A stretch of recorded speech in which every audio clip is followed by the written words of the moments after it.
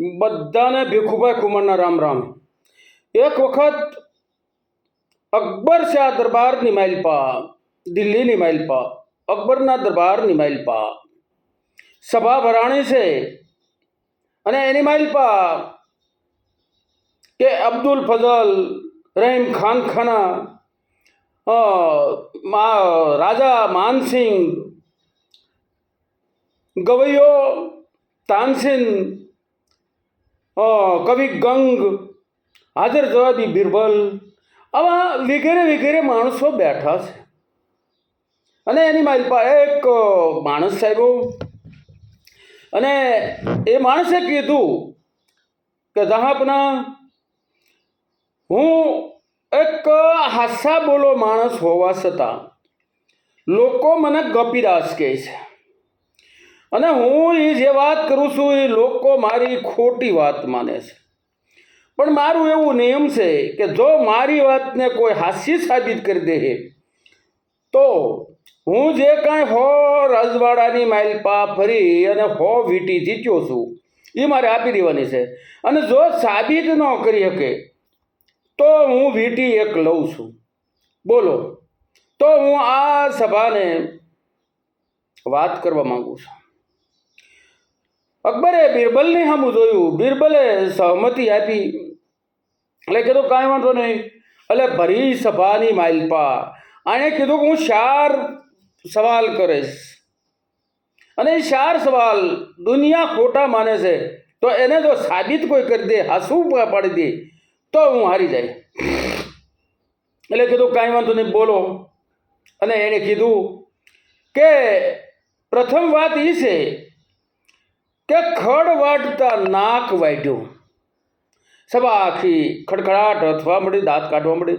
કારણ કે ખડ વાટતા નાક તો કેવી રીતે વટાય? આ તો શક્ય નથી. અને એણે કીધું કે બીજો મારી વાત છે કે એક ઊંટ એને પીપર ખાવી હતી. એટલે એ પીપર ખાવા માટે લાંભતો હતો. ખૂબ એને મહેનત કરી પણ આંબી ન શક્યો.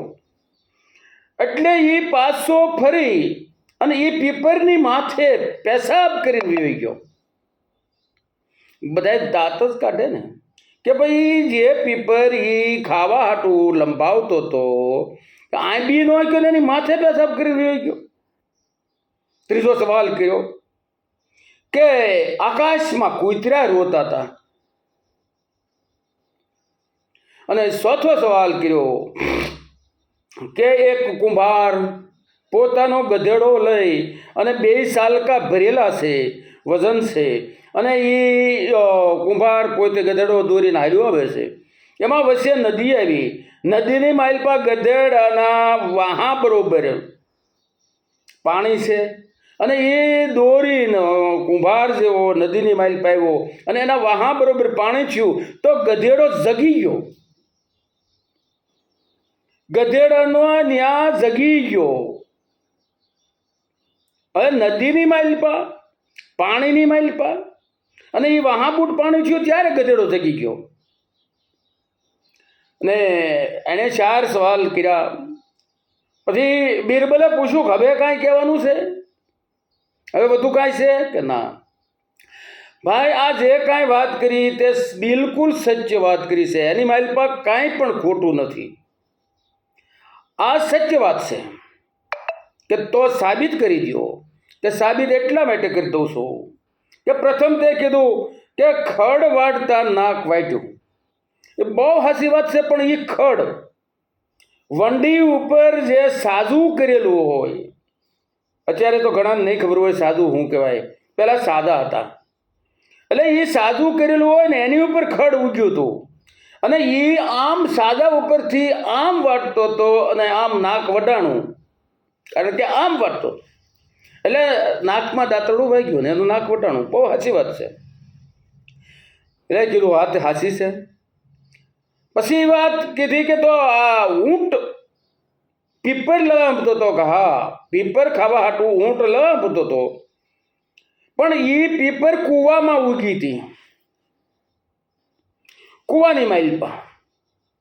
અને એને ખાવા લાવતો હતો પણ આ બી ન હક્યો એટલે એ પાછો ફરી અને એ પીપરની માથે પેશાબ કરી રહી ગયો. એ સત્ય વાત છે. કપિદાસે પણ કીધું કે હા ના વાત સાચી છે.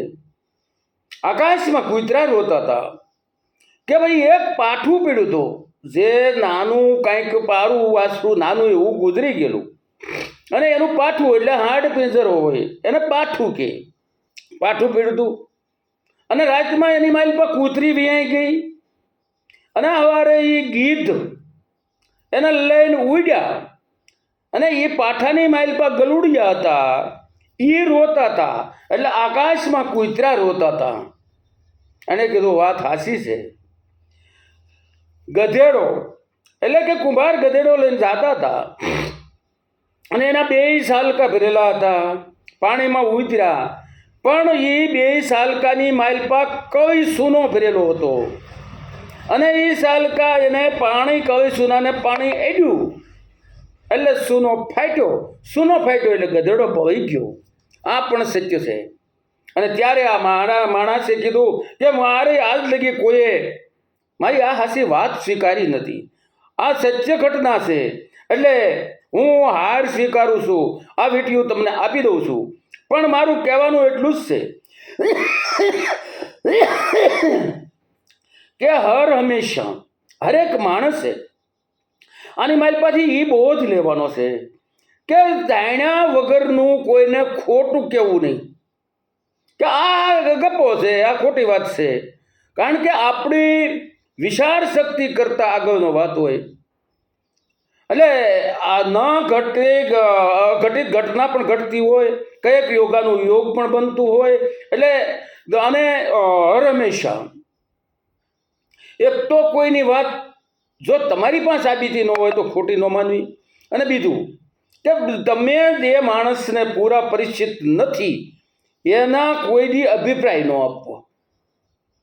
ઘણા નથી કહેતા ફલાણા ભાઈ જો હું આવો છું, હું સારો માણસ છું, પૂછો ફલાણા ભાઈને.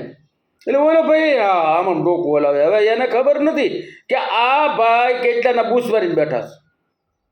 એટલે પૂરી માહિતી ન હોય, પૂરો અનુભવ ન હોય તો કોઈને અભિપ્રાય આપવો નહીં, અને પૂરી જાણકારી ન હોય ત્યાં લગી કોઈને ખોટા પણ ગણવા નહીં. કારણ કે આવું અનેક વખત બનતું હોય છે. અને આવી વાતો કરવાથી મને લાગે છે બહુ બીક. કારણ કે થોડુંક પણ જો ઠાવકું બોલાય તો ઠીક. જય માતાજી.